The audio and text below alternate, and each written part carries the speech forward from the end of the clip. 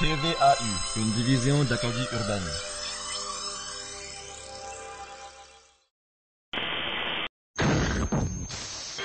Allô, on est présentement au Robinson Square au Panama. On est sous le soleil, puis on est ici pour la première entrevue de Chisqueté. Avec moi, j'ai un invité qui a eu la chance de faire un petit branchement dans les 2 dernières années. Entre autres, on galope la chanson d'Acadie, l'aide de l'Acadie aussi.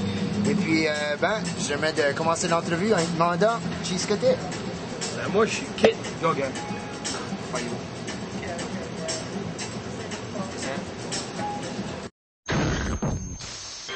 J'ai eu la chance d'aller à ton lancement à l'Impress. Il y avait pas mal de monde, à vrai dire. Moi, j'ai trouvé que c'était un des lancements il y avait le plus d'assistance dans les lancements que j'ai eu la chance d'y aller.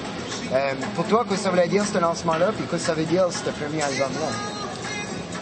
Le lancement, moi, c'était cool parce que c'était ma fête. D'avoir tout le monde à mon lancement, ben écoute, j'étais vraiment content qu'il y ait tellement de monde qui se présente à mon premier lancement d'album. C'est Moses, le beau cadeau.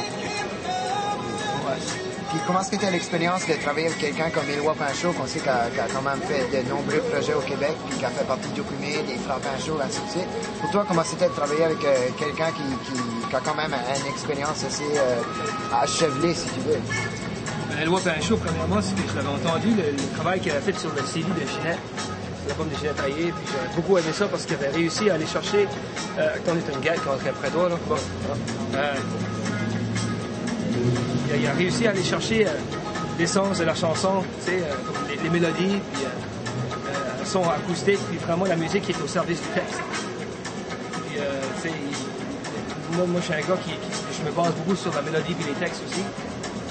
C'est ça que je voulais, c'est ce que je voulais sur mon album. Je voulais que ce soit beaucoup des textes de la mélodie qui sortent avec la musique, mais pas une grosse production avec des synthétiseurs, puis tu sais là, Jésus qui fait sa descente. Non. Je voulais avoir ça pour simple. On a réussi à contacter Éloi. Il est venu voir mon premier spectacle solo en février à l'Impress. Parce que ça a cliqué beaucoup. Moi et Éloi, tout de suite, on s'est rencontrés pour la première fois là, en personne. Puis on a jasé beaucoup cette soirée-là de quelle vision que moi j'avais pour mon album. Qu'est-ce que lui entendait. Puis ça a marché. J'ai décidé que c'est ce gars-là que je voulais pour mon réalisateur, pour le CD. C'est qu'on est arrivé en studio, 2 semaines après, 2-3 semaines après, on était en studio, on a commencé à enregistrer, puis ça a vraiment été un lieu de création parce que c'était au studio des Païens en plus. Au studio des Païens, je trouve que c'est vraiment comme un bel endroit pour comme créer. Il y a beaucoup d'instruments, puis c'est pas fermé, tu sais, là, c'est pas comme dans un studio où tu as comme 4 murs en tapis, puis que tu sais, là, que tu passes 5 heures là, puis que tu es totalement fatigué, là. On a vraiment travaillé ensemble. J'avais jamais peur de dire qu'est-ce que moi je voulais. Puis lui, en retour, il n'avait pas peur de dire qu'est-ce qu'il entendait aussi. Puis je trouve que respecter l'univers de l'autre, puis ça n'a jamais fait de même. Qu'est-ce que l'importance que tu accordes aux paroles? Parce que je sais que, bon, le fait que tu les as toutes écrites, à un moment donné, tu as consacré du temps sur les paroles. Je sais qu'il y a la musique, mais pour toi, c'est quoi l'importance des paroles de tes textes? C'est jamais la même chose pour composer des textes. Des fois, il y a des textes qui c'est comme si ils attendaient juste d'être écrits. Puis, des fois, il y en a d'autres, ça prend beaucoup plus de travail. Puis, moi, habituellement, ce que je fais, c'est que je commence à composer, j'écris sans penser du tout. Comme j'écris, puis il n'y a jamais rien de mal dans l'écriture. Tu peux pas te tromper, c'est juste comme tu laisses ton cœur parler. Ah ouais, donc, puis peut-être dans l'espace de 3 pages, il va y avoir 1 ou 2 phrases clés qui vont faire comme wow, ça sorti, il y a quelque chose là. C'est dans cette direction-là que je vais m'en aller, puis tu réalises que tu es en train d'installer un concept. Puis même des fois, je vais être rendu à comme la moitié d'une chanson, puis je me dis, il y a quelque chose là, mais c'est quoi cette direction-là? C'est quoi le concept qu'il y a là? Tout à coup, je décide comme, c'est ça que je veux dire. Au Québec, l'Acadie puis la France comme telle, surtout là que tu as des chansons à texte, des chansons, tu les as écrites. Tu as porté ces chansons-là au Québec versus l'Acadie ou versus la France. Pour toi, l'expérience est-il comparable ou c'est différent à tous les fois que tu vas d'un autre pays ou d'une autre province? Ben, j'avoue que au Québec, je ne sais pas combien différent au Québec c'est comparé en Acadie parce que je me suis pas produit là assez souvent, mais je pense que dans mon cas, les gens sont toujours prêts à recevoir ça. Puis je pense que c'est un français qui est assez universel pour que les gens puissent recevoir ça. Puis, tu sais, aussi en France, mais en France, c'est totalement différent. Parce que, c'est comme en Europe, moi je me souviens quand j'ai fait mon premier spectacle en Belgique, puis le public est tellement silencieux.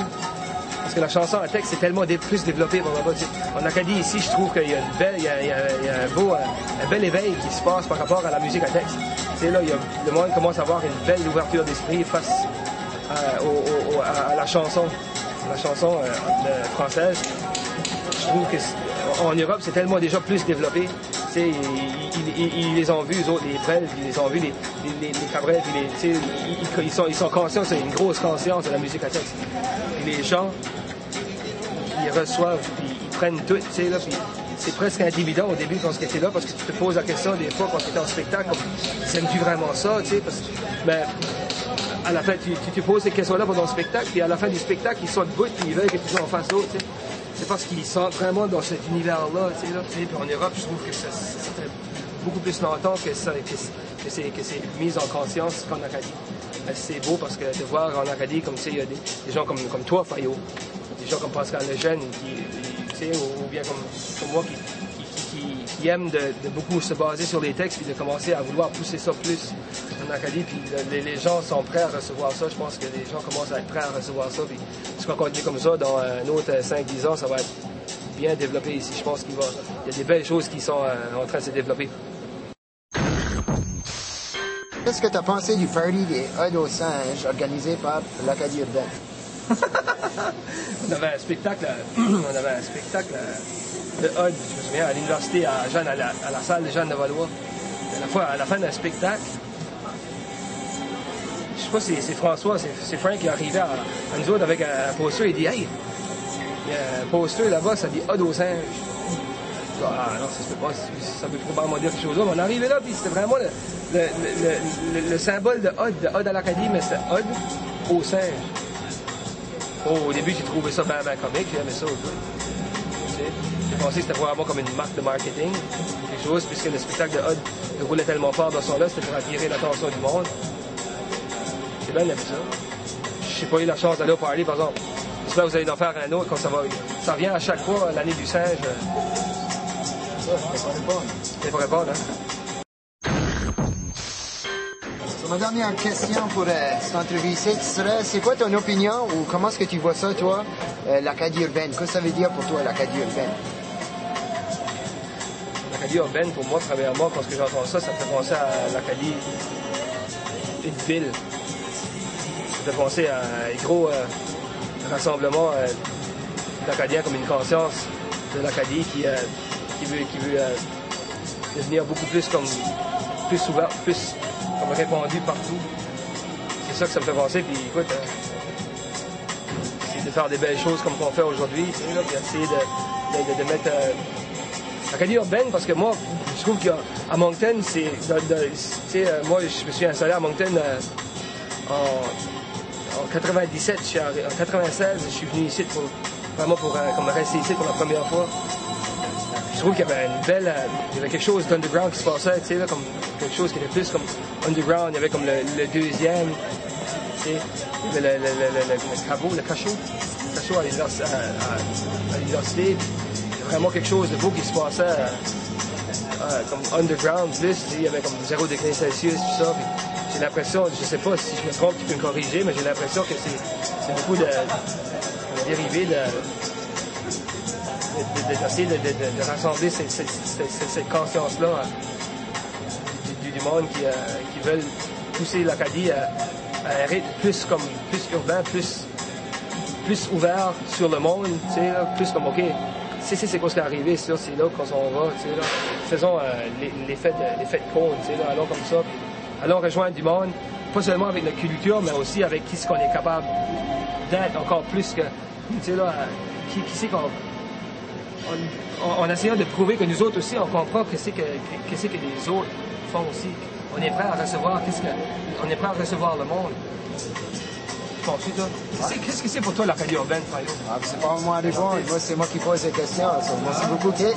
C'était fun, live au Panama, Robinson Square. C'était Chisqueté, parrainé par Acadie urbaine. Tune in pour la prochaine show. On sait pas quand c'est que c'est, mais ça sera bon.